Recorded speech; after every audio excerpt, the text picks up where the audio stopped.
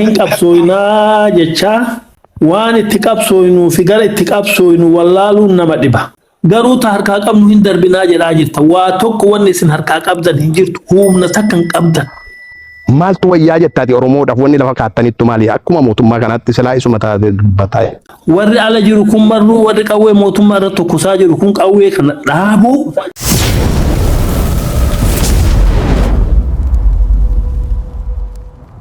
Yooyaa harka fuunee ashamaa hordoftoota fi kabajamtoota maatii Jiruu Miidiyaa nageenyi keenya bakka jirtanitti isinaa dhaqqabu isiniin jenna. Odeeffannoo guyyaadhaa nu bira gahanii fi akkasuma yaada namootaa qabadhee isiniif dhiyaadhee jira. Odeeffannoon keenya guyyaa har'aa godina Arsii keessatti uummanni cidha akka hin gaggeeffanneef waraanni mootummaa dhorkaa jiraachuun dhagahamee jira. Kan biraa immoo taateen guyyaa kaleessaa Itoophiyaa keessatti ta'ame wanti akka ibiddaa yommuu waaqarra deemu argamee jira. Waan sanis maali kan jedhu odeeffannoo guutuusaa qabadhee isiniif dhiyaadhee jira. Kan biraa immoo balaa ibiddaa Ameerikaa keessatti ka'eeni balaan sun maal irraa ka'ee balaan sun hagam miidhaa geessisee dhaabate moo hin dhaabanne kan jedhus odeeffannoo guutuusaa qabadhee isiniif dhiyaadhee jira. Yaanni namoota immoo waa lama irratti kan bu'uureffatudha. Tokko manni Oromoo yeroo kanatti eenyu deeggaruu qaba yoo eenyu deeggaree furmaata argachuu qaba kan jedhu. Egaa hordoftootaa fi kabajamtoota keenya namoonni Jiruu Miidiyaadhaaf haaraa taatan yookaan sabskiraayibii godhin sabskiraayib gochuudhaan maatii Jiruu Miidiyaa akka taatan isiniin jenna. Akkasuma laayik sheer gochuudhaan nu jajjabeessaan dhaamsa keenya osoo gara yaada namootaatti isin hin dabarsin dura odeeffannoo guyyaadhaa nu bira gaan badhina isaa isiniif dhiyeessaa isinis hamma xumuraan faana turan affeerraa keenya. Godina Arsii aanaalee adda addaa keessatti uummanni sagantaawwan dhimmoota hawaasummaan wal qabatan akka hin gaggeeffamneef ugguramanii jiraachuu himu. Uggurri kun godina Arsii aanaalee akka Zuwaayee Dugdaa, Roobee Diidaa, Shirkaa fi Muunessaa keessatti mootummaan taasifamuu ibsame. Tibba kana aanaa Muuneessaatti dargaggoonni lama sagantaa cidhaa qaban sagantaan isaanii akka hin gaggeeffamneef sirni hawaasichaa cubbuudhaan dhoowwame jedhamee jira. Aanaa Muunessaa irraa ka'uun ganda warra mucayyoo baatu karaa goljootaatiin deemaa osoo jiranii daandii kana hin deemtan jechuun hamoommota humnoota mootummaatiin akka dhorkaman jiraattonni himanii jiru. Erga dhorkanii warri mucayyoo intala isaanii gara Adaamaa geessuun achirraa akka gurbaan akka fudhateedha kan jiraattonni himanii. Gochi kun heeraa fi seera biyyattii qofa osoo hin taane duudhaa hawaasichaallee cabsuu fi salphiseera jechuudhaan gochi humnoonni mootummaa raawwatan kun uummata dallansiiseera jechuudhaan kan jiraattonni nutti himanii. Egaa akka jedhamaa jirutti biyyattiin haala malee ulfaataa jirti. Sagantaa boo'ichaa sagantaa cidhaallee raawwattuudhaa fi qaama mootummaatiin akka dhorkamaa jirtuudha kan hawaasni dubbataa jiru. Kun ammoo seeraa fi safuu biyyattiin qabdullee safuu hawaasni qabdullee heeruma qara uummanni qabdullee cabsuudha. Kun guutumaan guutuutti kan mul'isu mootummaan biyya bulchaa jiru uummata biyya sanii tuffachuu mul'isa.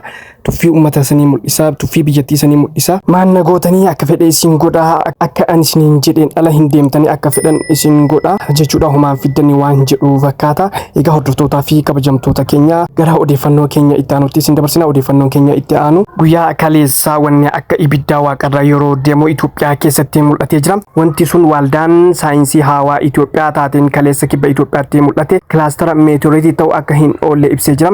Akkuma suuraa soochaa irratti ilaaluu dandeenyetti tuutni meeshaalee kun caccaba hawaa yookaan meeteoriitii ta'anii yoo mul'atan agarree jira jechuudhaan dhaabbatichi ibsee jira. Haala jirus itti dhiyeenyaan hordofaa akka jiru ibsee jira. Dhiyeenya kana Keeniyaa kaawuntii Mokoonii ganda Mokokaa jedhamu keessatti wanti sibiila guddaa daayimeetira meetira 2.5 qabuu fi tilmaamaan kiloogiraama 500 ulfaatu samiirraa akka bu'e gabaafame. Wanti kaleessa Itoophiyaa keessatti mul'ate sun caccaba wanta sanii ta'uu danda'a jedhamee wanni shakkamaa jirus jira. Odeeffannoon ammaaf nu bira gahaa hanganuma odeeffannoon biraa yookaan nu bira gahu ta'e kan isiniif dhiheessinu ta'a. Ameerikaa Los Angeles keessatti balaa ibiddaa ka'een miidhaan guguddoon akka dhaqqabee jiru mootummaan biyyattii gabaasee jira. Miidhaa kanaanis seenaa Ameerikaa keessatti diroonii ibidda san dhaamsuudhaaf deemtee akka guutumaan guututti gubeedha kan dubbatamaa jiru. Waa'ee balaa kanaatiin wal qabatee balaan akka guutumaan guututti dhaabatee jirudha kan gabaafamaa jiru. Mootummaan Itoophiyaas ibidda Ameerikaa keessatti ka'e ilaalchisuudhaan uummataa fi mootummaa Ameerikaatii fi gadda itti dhagahamee ibsee jira. Biyyi keenya maal keessa jirtiin gaafii namoota hundaati. Egaa hordoftootaa fi kabajamtoota keenya odeeffannoo keenya hammana yoo isiniin jenne gara yaada namootaatti isin dabarsina. Yaadni namoota waan lama irratti bu'uureffateedha. Oromoon sa'aatii kanatti mootummaa deeggaruu qabdi moo deeggaruu hin qabdu? Warri bilisiginnaa maal jedhu? Warri mootummaa morman hoo maal jedhu kan jedhu qabadhee isiniif dhiyaadhee jira. Asumaan gara yaada namootaatti isin dabarsina. San dura garuu namoonni Jiruu Miidiyaadhaaf haaraa taatan yookaan sabskiraayibii godhin sabskiraayib gochuudhaan maatii Jiruu Miidiyaa akka taatan isiniin jenna. Akkasuma laayik sheer gochuudhaan nu jajjabeessaan dhaamsa keenya. Yeroo kanatti Oromoodhaaf carraan isaa eenyu yoo deeggare irra caala filatamaadha kan jedhus yaada keessan komantiidhaan nuuf kenna. Gara yaada namootaatti isin dabarsina.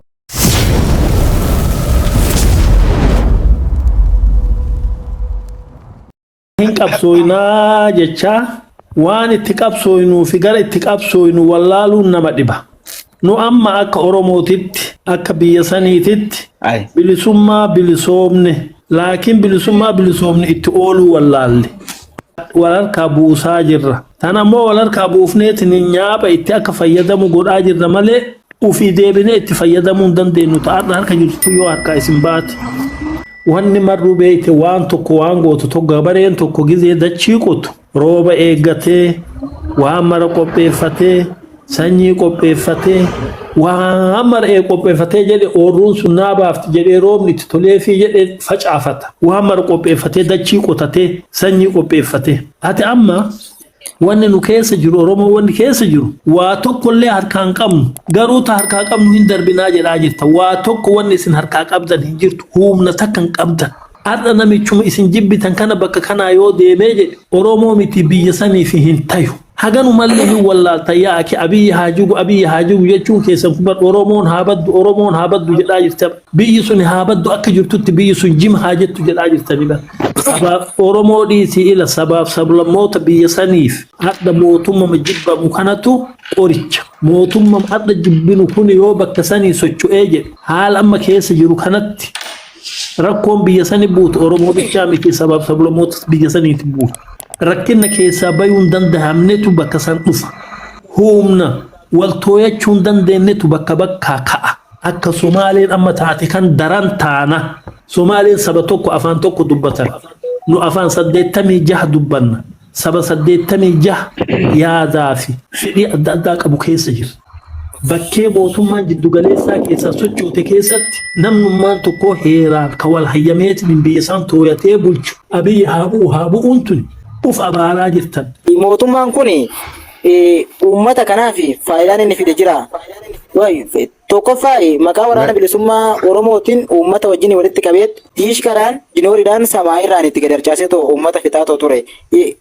Wayyaan masanuyyuu wayyaaf ture uummata Oromooti jechuudha. Wayyaaniin jaalattus jibbitus samaa keessa sin rukunne. Garuu mootummaan kun Dr. Abiy isa sin jettanii waamtan kun samaa keessa akkasitti akka akaayititti sitti gadarchaasee ture jechuudha. Nama wallaale hin gorsani nama beekee balleessu. Abboleessa kiyya mee anilaa jechoota inni jedhe keessa akka inni yaade sanitti miti akka biraatti hin deeggara. Ammoo mee nama dubbii jaalatu dubbii dhiisanii fi nama jaalatu nyaata dhiisanii fi abbee ati jettee hayyaa dhukkuba Oromoo beeynerra mee badilli kanarra hawwayyu maaltu jira si fakka akkam godhuutu wayyaa Itoophiyaan hin diigini sabloomta waa hunda lakkooyte mee maaltu wayya hayyaa. Mee waa wayyuusan wanni isin lafaa qabdan mee as kennee ati amma dhukkubumaa fi dhibdee yoo Itoophiyaan akkana taate waan qaraate kana qaraate hunda mee kamtu wayya lammada jaallawwan keenya warra isaan moromtaniin waan isiniin jechaa jiru bakkattoon sirni miililiik irraa qabee ijaarrame Itoophiyaan biyya Oromoo irratti ijaaramte. Sirna malee nuyi abiyyi qofa abiyyi haa bu'uuni furmaatan fidu. Wanni kute Haayile Sillaaseen kute furmaata arganne Mangistuun kute furmaata arganne Mellasaan kute furmaata arganne nama maqaatu jijjiirra malee sirni hin jijjiiramne abboleeyyan kiyya jaalattanii jibbitanii. Jaala kiyya immoo ati ila namni yeroo gartee dhaabbannoo tokko dhihe barbaadu kawayyu yoo harkaa qabaate maaltu wayyaa jettaati Oromoodhaaf wanni lafa kaattaniittu maali akkuma mootummaa kanatti silaa isuma taate dubbataa. Ani ilaali obboleessa kiyya wanni isin dhagayamu natti dhagayama. Anaan bagizee akkana dubbadhu kan rakkinni isin dubbattan kun hin jiru jedhaa hin jiru. Laakiin wanni jedhaa jiru maali? Rakkoo lamaa yoo si dhufte rakkoo lamaa yoo kasi dhufu taate ta'irra lashii fudhatta ta'irra ulfaattu dhiiftee lachuu rakkoodha beeki ta'irra lashii fudhatta ta'irra hamtuu lamaan keessa ta'irra lashii fudhatteet yeroo itti dabarfatta. Amma yeroo jirru kana keessatti yeroo bakka maraa akka sabaatitti Oromoo irratti diinni Oromoo xiyyeeffatee Oromoo balleessina jedheetiin lafa dhiitu kana keessatti furmaanni nu baasu tokkochi waan nu keessa jiruuf waan jidduu keenya keessa jiru obsinee Oromoon gama tokko deebi'uu qofatu nu baasa. Gama kamitti gorramee gama kamitti goruutu barbaachisaa? Mootummaa jiru kana deeggaruu warri ala jiru kun marruu warri qawwee mootummaa irra tokkosaa jiru kun qawwee kana dhaabuu karaa nagayaatiin akka namoonni duraanii galaniitiin jedhanitti irra dhoosudhiisi nuhi hawaasni kanuu wayyee egguu agarre jala deemna. Wayyu san as kennaa gaafa kenni gaa waan wayyu san. Waan wayyu san sii kennaa jira akkanatti yoo kataanu taate gara yoo kataanu taate badiin nu dhufa. Badiin Itoophiyaarra qubatu hundarra dhufa Oromoo qofatti hin dhufa. Oromoo ittuma jira hundatti dhufa kophaan taanu agalli ani waan biyya keessa jiruun si gaafadhe jijjiirama ka irra wayyu nuu kennii jedhee deebisee jette.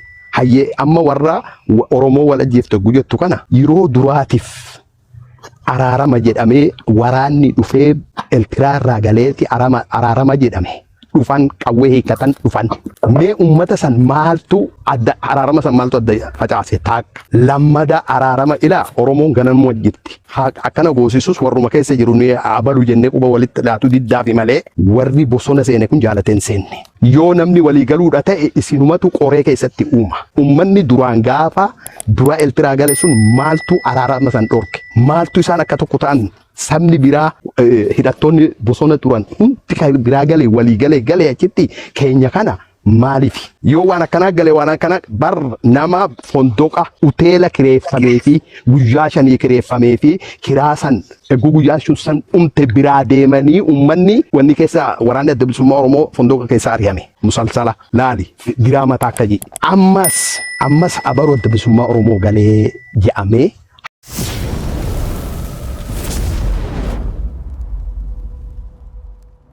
Egaa hordoftoota fi kabajamtoota Jiruu Miidiyaa yaadota namoota irraa waa hedduu akka hubatan abdii qabna akkasuma odeeffannoo keenya irraa waa hedduu akka baratan abdii qabna. Odeeffannoo keenya guyyaadhaa kanumaan goolabnee jira. Odeeffannoo keenya biraatiin hamma walitti deemnutti nagaan tura. Namoonni Jiruu Miidiyaadhaaf haaraa taatan yookaan sabskiraayibiin godhin sabskiraayib gochuudhaan maatii Jiruu Miidiyaa akka taatan isiniin jenna. Akkasuma laayik sheer gochuudhaan nu jajjabeessaan dhaamsa keenya waan wajjin turtaniif galatoomaa ulfaadha.